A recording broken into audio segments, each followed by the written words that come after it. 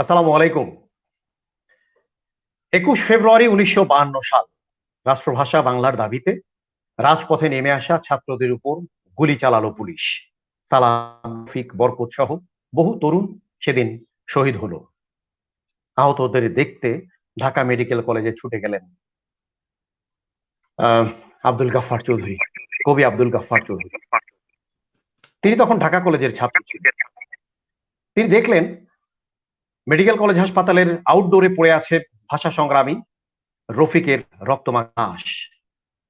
তীব্র আবেগে, প্রতিবাদে উত্তাল সেই সময়ে তিনি লিখে ফেললেন অমর এক কবিতা, আমার ভাইয়ের রক্তে রাঙানো 21 ফেব্রুয়ারি, আমি কি ভুলিতে পারি। ভাষা আন্দোলনের প্রথম প্রকাশিত লিফলেটে এটি 21-এর গান শিরোনামে প্রকাশিত হয়। পরবর্তী সময়ে যুবলীগের তৎকালীন সাংস্কৃতিক সম্পাদক আব্দুল লতিফ এতে সুরারোপ করে গানটি বিভিন্ন অনুষ্ঠানে গাওয়া শুরু করে। ঢাকা কলেজের কিছু ছাত্র কলেজ প্রাঙ্গণে শহীদ মিনার স্থাপন করে সেই সময় স্থাপনের চেষ্টা করেন এবং সেই সময় সেই গানটি তারা গাইতে থাকেন। শহীদ মিনার স্থাপনের যখন চেষ্টা তারা করছিল, তখন ঢাকা কলেজের 11 জন ছাত্রকে বহিষ্কার করা হয়। 1954 সালে সুরকার আলতাফ মাহমুদ নতুনভাবে ওই কবিতাটিতেই সুরারোপ করেন। সে বছরই প্রথম প্রভাত ফেরিতে গাওয়া হয় আমার ভাইয়ের রক্তে রাঙানো 21 ফেব্রুয়ারি। সেই থেকে অমর ইতিহাস রচনা করে এই গানটি। আমাদের বাঙালির স্বাধিকার, ভাষা আন্দোলনের, স্বাধিকার আন্দোলনের এবং মায়ের মুখের ভাষা রক্ষার দাবিতে আন্দোলনের পথ পরিক্রমায় নতুন এক মাইল ফলক রচিত হলো এই গান। সেই গান, অমর একুশের সেই চেতনা বা সেই গানগুলোর বাণী আমাদের এই সময়ের তরুণ প্রজন্মকে কতটুকু আলোড়িত করে বা আদৌ আলোড়িত করে কিনা, কতটুকু ভাবায়, সেসব বিষয় নিয়ে কথা বলতে আমাদের ইস্টার্ন ইউনিভার্সিটির আজকের এই আয়োজনে আমরা অতিথি হিসেবে আমন্ত্রণ জানিয়েছি 3 জন শিক্ষার্থীকে, ইস্টার্ন ইউনিভার্সিটির 3 জন শিক্ষার্থীকে। তাদের 2 জন আইন বিভাগের, একজন রাগিব মোস্তফা নাইম, দ্বিতীয় জন গার্গী রায় চৌধুরী, আর তৃতীয় জন আছেন আমাদের সাথে ইংরেজি বিভাগের শিক্ষার্থী মিফতাহুল জান্নাতি সিনথিয়া। তাই তো, আমি ঠিক বললাম তো 3 জনের নাম? জি স্যার, ঠিক বলেছেন। গার্গী রায় চৌধুরী না, ঠিক গার্গী চ্যাটার্জি, তাই তো? হ্যাঁ, তাও বলে যে ঠিক বলেছি। আচ্ছা, ঠিক আছে, ঠিকই আছে। তোমরা 3 জন কেমন আছো বলো? স্যার ভালো আছি, আপনি কেমন আছেন? আমি ভালো আছি। তোমাদের 3 জনকেই মহান শহীদ দিবস এবং আন্তর্জাতিক মাতৃভাষা দিবসের শুভেচ্ছা জানাই। কার কাছে কি মনে হয়? রাগিব মোস্তফা নাইম, তুমি ঠিকঠাক আছো? জি স্যার, তোমাকে দিয়ে শুরু করি। হ্যাঁ, আমি শুনতে পাচ্ছি। তোমরা 3 জনই 21-এর ঘটনা জানো এবং সেই দীর্ঘ 52 সাল থেকে শুরু করে এবছর কিন্তু 69 বছর পূর্ণ হয়ে 70 বছরে পা দিল আমাদের ভাষা আন্দোলন, তাই তো? জি স্যার। রাগিব, তোমার কাছে কি মনে হয় 21শে ফেব্রুয়ারির ঘটনা পরিক্রমা তোমাকে কিভাবে আলোড়িত করে? স্যার, গতকালকেই রাত্রেবেলা আমি আমার ছোট ভাই সহ কয়েকজন বন্ধু মিলে শহীদদের স্মরণে পুষ্পস্তবক অর্পণ করতে গিয়েছিলাম শহীদ মিনারে। তো আমরা যখন যাচ্ছিলাম, তখন আর কি একটা অনুভূতি নিজের ভেতরে নাড়া দিচ্ছিল যে এই সময়টা বা এই 21শে ফেব্রুয়ারিটা ঠিক 50 বছর আগে বা সেই সময়টাতে আসলে কেমন ছিল। এবং আমার বন্ধু মুসাব্বির মাহমুদ সানি, সেও আমার সাথেই ছিল। সেও আমাকে প্রশ্ন করছিল যে আগামী 50 বছর বা 100 বছর পরে এই ঠিক 21শে ফেব্রুয়ারিটা আবার কিভাবে আসবে। তাই স্যার, আমার যেটা মনে হলো গতকালকে সেখানে গিয়ে, সেটি হচ্ছে যে এত মানুষ আমরা সেখানে দেখেছি যারা রাত্র 2টা 3টা 4টা 5টা পর্যন্ত জেগেছিল। তাদের ভেতরে শহীদদের জন্য যে একটি মায়া, আমরা তো দূর থেকে অনেক সময় টিভিতে শুধু দেখি, কিন্তু এই প্রথমবার আমি কাছ থেকে দেখলাম যে আসলেও সেই সময়টা এখনো অনেক মানুষকে ভাবিয়ে তোলে, এখনো অনেক মানুষ স্বপ্ন দেখে, এখনো অনেক মানুষ প্রস্তুত যদি আবারও কখনো ভাষার জন্য যুদ্ধ করতে হয়, হয়তোবা আবার আগের থেকে আরো অনেক বেশি ভাবে মানে প্রবল ভাবে আমরা কিন্তু যুদ্ধের জন্য প্রস্তুত আছি। তার মানে আমি একটা বিষয় স্যার চিন্তা করলাম, সেটা হচ্ছে ধরুন স্যার আপনাকে আপনাকে আমি বললাম যে স্যার আপনার গায়ের যে শার্টটি সেটি অত্যন্ত সুন্দর, স্যার আমাকে কি সেটি দিয়ে দিবেন? আপনি হয়তোবা দিয়ে দিতে পারেন স্যার, হ্যাঁ আচ্ছা রাগিব তুমি এটা নিয়ে নাও। আমি বললাম স্যার আপনার কলমটি অনেক সুন্দর, কলমটি কি আমাকে দিবেন? আপনি বলেন হ্যাঁ আচ্ছা নাও তুমি এটাও নাও। কিন্তু স্যার আপনার কিছু কিছু জিনিস আছে যে জিনিসগুলো আমি চাইলেও সারা জীবন চাইলেও আপনি সেটা দিবেন না। তা আমি ভাবছিলাম যে ভাষা কেমন একটা জিনিস ছিল বাঙালির কাছে যে মানে তারা সর্বোচ্চটুকু দিয়ে দিয়েছে কিন্তু ভাষাকে তারা দিতে চায়নি স্যার। তার মানে হচ্ছে যে ভাষা এমন একটি জিনিস যেটি হচ্ছে আমরা লালন করি, আমরা নিজেদের মধ্যে সেই জিনিসটাকে পালন করি। তো গতকালকে রাত্রেও স্যার আমার এই বিষয়টি আমাকে নাড়া দিয়েছিল যে এখনো যুব সমাজ, এখনো বৃদ্ধ, অনেক বয়স্ক মানুষকেও স্যার আমরা দেখেছি যে এত রাত জেগে তারা ফুল নিয়ে এসেছেন, এবং ছোট ছোট শিশুদেরকেও স্যার দেখেছি আমরা, তারা হচ্ছে একদম খালি পায়ে শহীদ মিনারে উঠে তারা সেখানে মানে তাদের ভেতরে যে একটা আনন্দ স্যার, সেখানেই স্যার আমি এই ভাষার সৌন্দর্যটা স্যার আমি খুঁজে পেয়েছি। আমার কাছে বাহ স্যার এই বিষয় বেশি অনুভূতি প্রবণ ছিল। বাহ বাহ বাহ, সুন্দর সুন্দর। গার্গী, রাগিবের কথাগুলো খেয়াল করেছো তাই না? রাগিব যা বললো যে জি স্যার। ভাষা আন্দোলনের কথা, ভাষার প্রয়োজনে সেই সময়ে যা ঘটেছে, ঠিক এই সময় তোমরা, আমাদের প্রজন্ম বা তোমাদের প্রজন্ম, সেরকম কোনো ঘটনা যদি ঘটে, আবারও যদি মুখের ভাষা কেড়ে নেওয়ার মতো কোনো যদি পরাশক্তি যদি আসে, থাবা বসায় আমাদের ভাষার উপরে, তোমার কাছে কি মনে হয়? রাগিবের কাছে যেটা মনে হয়েছে যে আবারও আমরা ঝাঁপিয়ে পড়বো, তোমার কাছে কি একই রকম অনুভূতি কাজ করে তোমার ভেতরে? সেটা কেন? স্যার হ্যাঁ, আমি আমি এই ক্ষেত্রে সহমত, কারণ স্যার আমাদের যে আমরা তো যুদ্ধ দেখিনি, ভাষা আন্দোলন দেখিনি, কিন্তু আমরা তো আমাদের মধ্যে সেই চেতনাকে লালন করছি। আমরা একের পর এক দেখছি যে যুদ্ধের এত বছর পর, ভাষা আন্দোলনের এত বছর পর আমাদের মধ্যেও যে ভাষার প্রতি একটা টান, মমত্ববোধ রয়ে গেছে, এবং এই যে যুদ্ধাপরাধীদের বিচারের জন্য আজকাল মানুষ যেভাবে রাস্তায় নেমে গিয়েছিল, বা এখনো বিভিন্ন ভাবে যে প্রতিবাদ চলছে, অবশ্যই স্যার এখনো যদি কোনো পরাশক্তি এসে আমাদের বিরুদ্ধে আক্রমণ করে বাঙালি জাতির মধ্যে, বাঙালি জাতি আসলে লড়াকু জাতি, তারা যে কোনো সময় শত্রু মোকাবিলায় প্রস্তুত থাকবে স্যার। বাহ। সিনথিয়া, 21 মানে তোমার কাছে কি?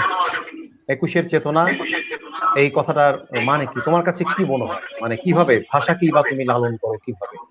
তুমি তো ইংরেজি সাহিত্যের ছাত্রী, ইংরেজি সাহিত্যে পড়াশোনা করতে হচ্ছে তোমার উচ্চশিক্ষা সম্পন্ন করার স্বার্থে বা তাগিদেই, তাই না?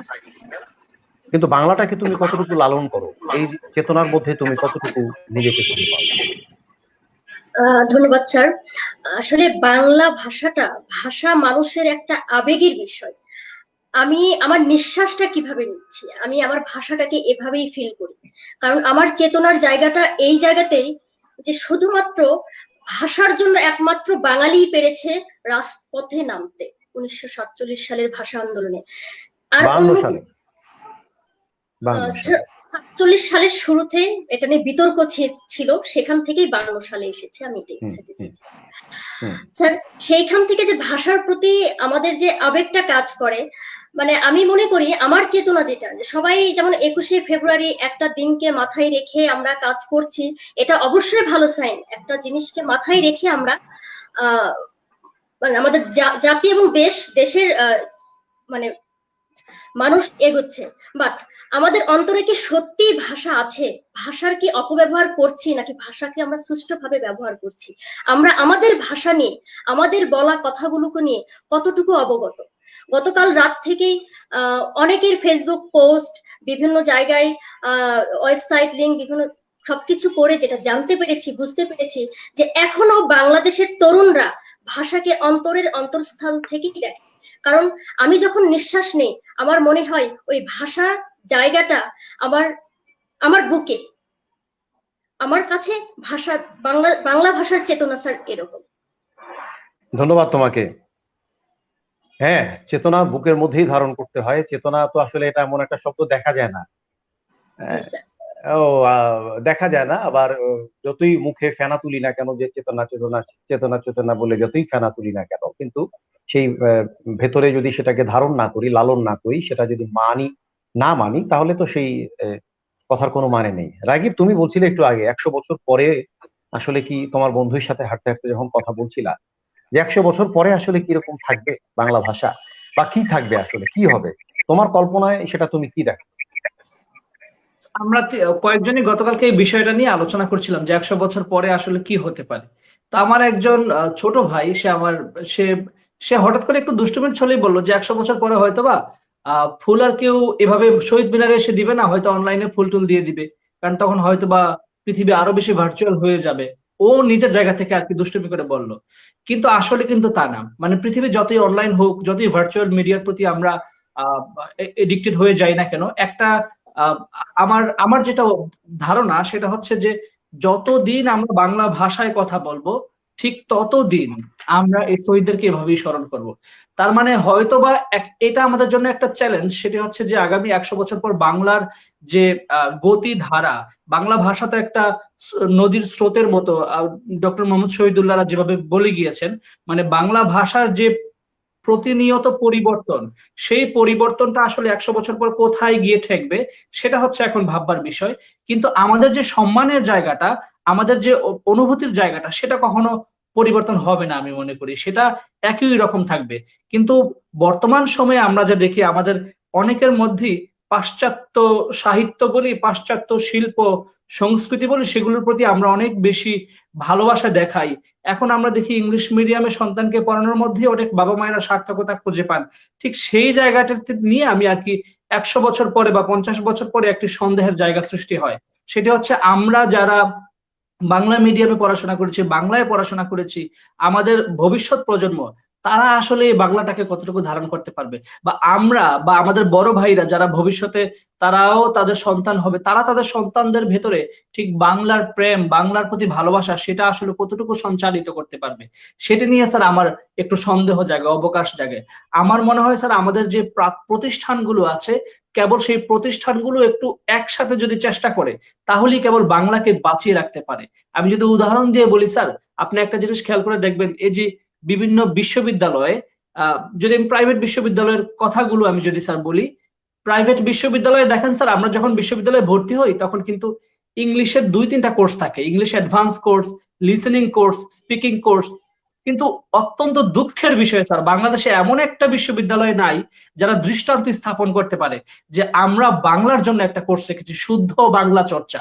যে তুমি আইন বিষয়ে পড়ো, তুমি ইংলিশ লিটারেচারে পড়ো, তুমি ফার্মাসিতে পড়ো, যে ডিপার্টমেন্টে তুমি পড়ো না কেন, তোমার জন্য একটা কোর্স থাকবে শুধু, সেটা শুদ্ধ বাংলা চর্চার জন্য। এটা বাংলাদেশের কোনো বেসরকারি বিশ্ববিদ্যালয়ে আমি জানি স্যার নাই। সেটা কিন্তু একটা দৃষ্টান্ত হতে পারে। আমি মনে করি এই প্রতিষ্ঠানগুলোর এখন ভাববার সময় এসেছে, নিজেদেরকে একটু ব্যতিক্রমী প্রমাণ করার সুযোগ এসেছে স্যার।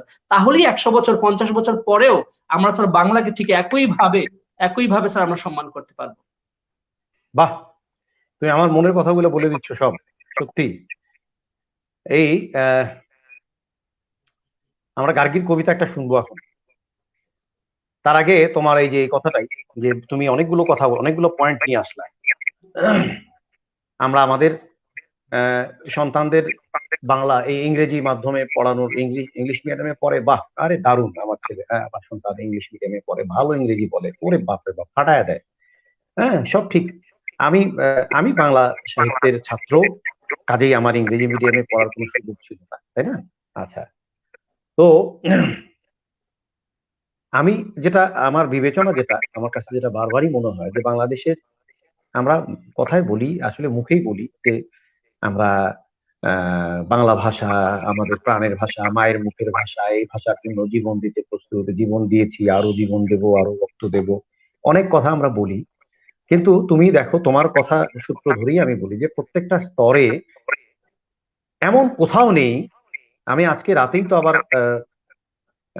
মানে কি বলবো, যে সেই ব্যাপারটা পরে বলি, এমন কোথাও নেই যেটা নিয়ে কিনা, মানে যে যে প্রতিষ্ঠানটাতে, এমন কোন প্রতিষ্ঠান থেকে শুরু করে ব্যক্তি, সমাজ, রাষ্ট্রের এমন কোন স্তর নেই যেখানে বাংলা ভাষার সামগ্রিক সার্বিক প্রয়োগের জন্য কোনো ধরনের কোনো বিধিবিধান আছে বলে মনে হয় না। কিছু আছে, সেটা কিন্তু প্রয়োগ নেই। আচ্ছা, গার্গীর কাছে আগে কবিতা শুনে আসি, পরে শক্ত শক্ত কথা বলবো। তার আগে বলো, দাঁড়া একটু থামো। মোহাম্মদ মনিরুজ্জামান আকুন আমাদের ইংরেজি বিভাগের চেয়ারম্যান, তিনি লিখেছেন ইংরেজি বিভাগে বাংলা সাহিত্যে পুরো 100 মার্কের একটি বিষয় আমরা পড়াই ইস্টার্ন বিশ্ববিদ্যালয়ে। ইংরেজি বিভাগে বাংলা সাহিত্যে পুরো 100 মার্কের একটি বিষয় আমরা পড়াই ইস্টার্ন বিশ্ববিদ্যালয়ে। এই যে মনিরুজ্জামান আকুন স্যার তোমাদেরকে এটা জানালেন, এবং এই বিষয়টা এটা কিন্তু ইস্টার্ন বিশ্ববিদ্যালয় এদিক থেকে এগিয়ে। তুমি যেটা বলেছো সেটা ঠিক রাগী, অন্যান্য বিশ্ববিদ্যালয়গুলোতে প্রাইভেট বলো পাবলিক বলো খুব বেশি হয়তো হাতে গোনা 2-4টা বিশ্ববিদ্যালয়ে এই ব্যাপারটা আছে, কোর্স পড়ানোর ব্যাপারটা আছে, কিন্তু বাকি কোথাও। আচ্ছা, গার্গীর একটা কবিতা শুনেছি। গার্গী, মানে তুমি তো জানো যে অমর 21 নিয়ে যত কবিতা রচিত হয়েছে, তাই না? আমাদের আর অন্য কোন অর্জন নিয়ে কিন্তু এত কবিতা রচিত হয় না। কোন কবিতা? স্যার সব থেকে আমি স্যার কবিতা আমার হচ্ছে ভবানী প্রসাদ মজুমদারের হচ্ছে কবিতাটা মনে পড়ে গেল হঠাৎ, রাকিব ভাইয়া যখন হচ্ছে বাংলা এবং ইংলিশ নিয়ে কথাটা বলছিলেন। জানেন দাদা, আমার ছেলের বাংলাটা ঠিক আসে না, এই কবিতাটা আমি আবৃত্তি করতে চাচ্ছি। শুরু করি স্যার তাহলে আমি। ছেলে আমার খুব সিরিয়াস, কথায় কথায় হাসে না। জানেন দাদা, আমার ছেলে বাংলাটা ঠিক আসে না। ইংলিশেও রাইমস বলে, ডিবেট করে, পড়াও চলে। আমার ছেলে খুব পজিটিভ, অলিক স্বপ্নে ভাসে না। জানেন দাদা, আমার ছেলের বাংলাটা ঠিক আসে না। ইংলিশ ওর গুলে খাওয়া, ওটাই ফার্স্ট ল্যাঙ্গুয়েজ। হিন্দি সেকেন্ড, হিন্দিতে ওর দারুণ তেজ। কি লাভ বলুন বাংলা পড়ে, বিমান ছেড়ে ঠেলায় চড়ে। বেঙ্গলি থার্ড ল্যাঙ্গুয়েজ, তাই তেমন ভালোবাসে না। জানেন দাদা, আমার ছেলের বাংলাটা ঠিক আসে না। বাংলা আবার ভাষা নাকি, নেই কোনো চার্ম বেঙ্গলিতে। সহজ সরল এই কথাটা লজ্জা কিসের মেনে নিতে। English very fantastic, Hindi sweet scientific, Bengali is glamourless, or place এদের পাশে না। জানেন দাদা, আমার ছেলের বাংলাটা ঠিক আসে না। বাংলা যেন কেমন কেমন, খুব দুর্বল, প্যান প্যানে, শুনলে বেশি গা চলে যায়, একঘেয়ে আর ঘ্যান ঘ্যানে। কিসের গরব কিসের আশা, আর চলে না বাংলা ভাষা। কবে যেন বেঙ্গলি ডে, ফেব্রুয়ারি মাসে না। জানেন দাদা, আমার ছেলে বাংলাটা আর আসে না। ইংলিশ বেশ বোম্বাস্টিং, শব্দে ঠাসা দারুণ ভাষা। বেঙ্গলি ইজ ডিসকাস্টিং, ডিসকাস্টিং সর্বনাশা। এই ভাষাতে দিবানিশি হয় শুধু ভাই পিএনপিসি। এই ভাষাটা হলেও দিশি, সবাই ভালোবাসে না। জানেন দাদা, আমার ছেলে বাংলাটা আর আসে না। বাংলা ভাষা নিয়েই নাকি অ্যাংলা প্যাংলা সবাই মুগ্ধ। বাংলা যাদের মাতৃভাষা, বাংলা যাদের মাতৃদুগ্ধ। মায়ের দুধের বড়ই অভাব, কৌটোর দুধ খাওয়াই স্বভাব। ওই দুধেতে তাকত হয় না, বাংলাও তাই হাসে না। জানেন দাদা, আমার ছেলে বাংলাটা ঠিক আসে না। ধন্যবাদ স্যার।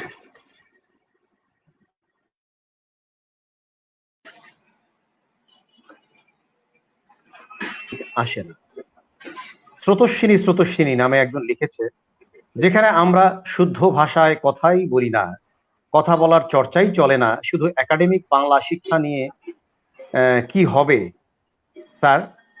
সে তো আমরা 10ম শ্রেণী পর্যন্ত শিখে এসেছি। এটা একটা দারুণ পয়েন্ট, দারুণ ব্যাপার। ফারহানা সোমা আমাদের ইস্টার্ন ইউনিভার্সিটির সহকারী রেজিস্ট্রার, তিনি লিখেছেন, কবিতাটা খুব ভালো লেগেছে গার্গী, তোমাকে ধন্যবাদ জানিয়েছেন। অমিত রসুল ওপি তিনি লিখেছেন, রাগিব ভাই ভালো বলেছেন। ঠিক আছে, আমরা অনেকগুলো মন্তব্য আমরা পড়ছি, অনেকগুলো মন্তব্য আসতে থাকবে, আমরা জানি, আসুক মন্তব্যগুলো আসুক, এবং আমরা এর মধ্য দিয়ে প্রমাণ হচ্ছে যে আজকে তোমরা এই অনুষ্ঠানটাকে জমিয়ে ফেলেছো। হঠাৎ করে রাকিব সম্ভবত, আচ্ছা রাকিবের সমস্যা হচ্ছে, আজকে অন্তর্জালের সমস্যা হচ্ছে, হ্যাঁ, ইন্টারনেট রূপী অন্তর্জালের সমস্যা হচ্ছে। আচ্ছা, রাকিব ফিরে এসেছে। এবারে আমি সিনথিয়ার কাছে যাই। সিনথিয়া, একটু আগে মনিরুজ্জামান আকুন স্যার কিন্তু বললেন যে তুমি যেহেতু ইংরেজি সাহিত্যের ছাত্রী ইস্টার্ন বিশ্ববিদ্যালয়, তোমরা 100 নম্বরের বিশেষ কোর্স তোমরা পড়ছো, তাই না সিনথিয়া?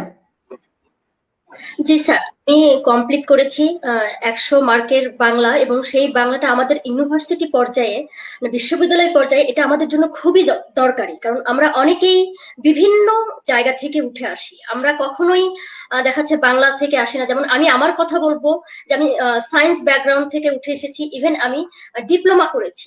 সেক্ষেত্রে আমার বাংলার জ্ঞান কিন্তু খুবই কম ছিল। বাট বিশ্ববিদ্যালয় পর্যায়ে এসে আমি যখন বাংলার একটা সাবজেক্ট পেলাম, মনের আনন্দে সাহিত্য, গল্প, লেখা, এই জিনিসগুলো কিন্তু শিখতে পারছি। যদিও আমাদের প্রাতিষ্ঠানিক শিক্ষা বাংলায় অতটা তোড়জোড় নয়, বাট ইস্টার্ন ইউনিভার্সিটি যে আমাদের ইংলিশ ডিপার্টমেন্টের জন্য এই সাবজেক্টটা রেখেছেন, এজন্য আমরা খুব গর্ববোধ করি স্যার। এটা কি যথেষ্ট তোমার কাছে মনে হয়? যে বাংলাটা তো ধরো একেবারে আমাদের মায়ের মুখের ভাষা, বারবারই বলি আমরা, শুরু থেকে ধরো এসএসসি পাশ করলাম, এইচএসসি পাশ করলাম, তারপরে সে বিশ্ববিদ্যালয়ে ভর্তি হলাম, হ্যাঁ, এইচএসসি পর্যন্ত বাংলাটা প্রত্যেক ক্লাসেই আমরা পড়ি, তাই তো? তারপরে যখন বিশ্ববিদ্যালয়ে ভর্তি হওয়া হলো, এক একজন এক একটা সাবজেক্টে চলে গেল, তখন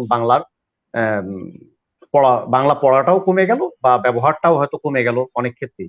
বাসা বাড়িতে বা বিশ্ববিদ্যালয়ের সহপাঠীদের সঙ্গে বা অন্যান্য জায়গাতে চর্চাটা থাকলো হয়তো, কিন্তু তোমার কাছে কি মনে হয় যে এই আমাদের 12 বছরের যে শিক্ষা জীবনে অর্জিত বাংলা ভাষার যে জ্ঞান, ওই জ্ঞান দিয়ে বাকি জীবন, মানে আমি যদি বাংলা সাহিত্যে না পড়ি পরবর্তী জীবনে, তার মানে কি ওই 12 বছরের অর্জিত ওই জ্ঞান দিয়ে কি আমি ঠিকঠাক মতো বাংলাটাকে চালিয়ে রাখতে পারি বা বাংলাটাকে জিয়ে রাখতে পারি আমি আমার চেতনায়? তোমার কাছে কি মনে হয় গার্গী? আমার কাছে স্যার হ্যাঁ, মনে হয় শুধু হ্যাঁ, একটু প্রাতিষ্ঠানিক শিক্ষা দিয়ে মানে বাংলাটাকে টিকে রাখা সম্ভব নয়। আমি নিজে যখন কাজ করি, আমি নিজে যখন ডিকশনারিতে দেখি, আমি যখন লিখতে যাই, বাংলা এডিটিং করতে যাই, তখন আমি দেখছি যে এত পরিমাণ ভুল। মানে আমরা যে বাঙালি, আমাদের বাঙালি চর্চাটাই ঠিক নেই। ভাষার চর্চা যার যত বেশি থাকবে, সে পৃথিবীতে তত রাজত্ব করবে। কারণ ভাষার মাধ্যমেই আমরা মনের ভাব প্রকাশ করি। কিন্তু মানে আমাদের প্রাতিষ্ঠানিক দিক থেকে বাংলা ভাষার চর্চাটা আরো একটু উন্নত হওয়া দরকার বলে আমি মনে করছি। কারণ যেখানে আমি একটা পড়াশোনা অবস্থায় আমি একটা প্রতিষ্ঠানে চাকুরি করতে যাচ্ছি, সেখানে গিয়ে দেখছি যে আমি নিজেই কি বলছি, বাংলা উচ্চারণ কি ঠিক বলছি, আমি বাংলা শুদ্ধ বাংলায় কি লিখতে পারছি, আমি পারছি না। তার মানে আমার ব্যর্থতাটা কোথায়, আমার দুর্বলতাটা কোথায়? আমাকে বাংলা ভাষার প্রতি যথেষ্ট সময় দিতে হবে এবং শিখতে হবে। এবং শিখবোটা কোথায়? আমাদের ভাষার প্রতি সম্মান এক একজন এক এক ভাবে দিয়ে থাকেন, কিন্তু আমরা একটা শিক্ষার পর্যায়ে এসে কেউ কিন্তু হাতে ধরে শেখাতে পারে না আমার কি প্রয়োজন, আমি কোথায় আমার ভাষাটাকে উপস্থাপন করব, আমি নিজেকে কোথায় কিভাবে প্রেজেন্ট করব। এটা কিন্তু নিজেরও একটা শেখার বিষয় আছে। অবশ্যই গুণীজনরা, আমাদের শিক্ষকরা অবশ্যই আমাদেরকে শেখাবেন, আমরা সেখান থেকে শিখবো, সেখান থেকে জানবো। তার একটা সুযোগ অবশ্যই থাকতে হবে। আমি মনে করি আমরা যা শিখছি তা যথেষ্ট নয়। ধন্যবাদ, ধন্যবাদ, ভালো বলেছো, অনেকগুলো পয়েন্ট এসছে। রাগিব, রাগিব, তুমি তো একটু আগে তোমার কথায় বলছিলা যে প্রাতিষ্ঠানিক উদ্যোগ, তাই না? এমনিতেই আমাদের জি তো স্যার। আমাদের দেশে বিশ্ববিদ্যালয় পর্যায়ে তোমার একটা ভালো পয়েন্ট যে প্রত্যেকটা বিশ্ববিদ্যালয় উচ্চশিক্ষা ক্ষেত্রগুলোতে, সোজা কথা উচ্চশিক্ষা অঙ্গনগুলোতে মাতৃভাষারই চর্চাটার সেই সুযোগ, বিস্তৃত সুযোগটা নেই। তোমার কাছে কি মনে হয় এই কারণে কি আমরা পিছিয়ে পড়ছি না? আমাদের সন্তানেরা বাংলা সাহিত্য পড়তে হবে ঠিক তা নয়, নিজেদের বাংলা ভাষার রক্তের বিনিময়ে অর্জিত এই ভাষাটা কি আমরা ঠিকঠাক মতো যদি ব্যবহার করতে না পারি, প্রয়োগ যদি করতে না পারি, যদি লিখতে না পারি, তাহলে আমরাই কি নিজেরাই ছোট হয়ে যাচ্ছি না? স্যার সেটা তো অবশ্যই যাচ্ছি, তবে শুধু বিশ্ববিদ্যালয়ই না, আমি মনে করি স্যার অন্যান্য যেসব প্রতিষ্ঠান আছে, ব্যবসায়িক প্রতিষ্ঠান থেকে শুরু করে একদম সকল প্রতিষ্ঠান, আমি যদি উদাহরণ দিয়ে বলি স্যার, আমরা আমাদের দেশে একটা জিনিস খেয়াল করছি, সেটা হচ্ছে দিন দিন আমরা সবাই অনেক বেশি ব্যবসায়িক হয়ে যাচ্ছি, কমার্শিয়াল হয়ে যাচ্ছি। মানে হচ্ছে স্যার আমরা ভাবছি যে আমার এবং আমার অবস্থার, আমার পরিবেশের, পরিবারের উন্নতির জন্য আমার যেটাকে প্রয়োজন ঠিক সেটাকেই আমি ব্যবহার করব। আমি যদি দুই একটা উদাহরণ দিই স্যার, আপনি দেখবেন অলরেডি এই করোনা আসার পর থেকে আজ পর্যন্ত এখনো পর্যন্ত অনলাইন শিক্ষার কিন্তু অনলাইনে শিক্ষা পদ্ধতির একটা ব্যাপক প্রসার হয়েছে।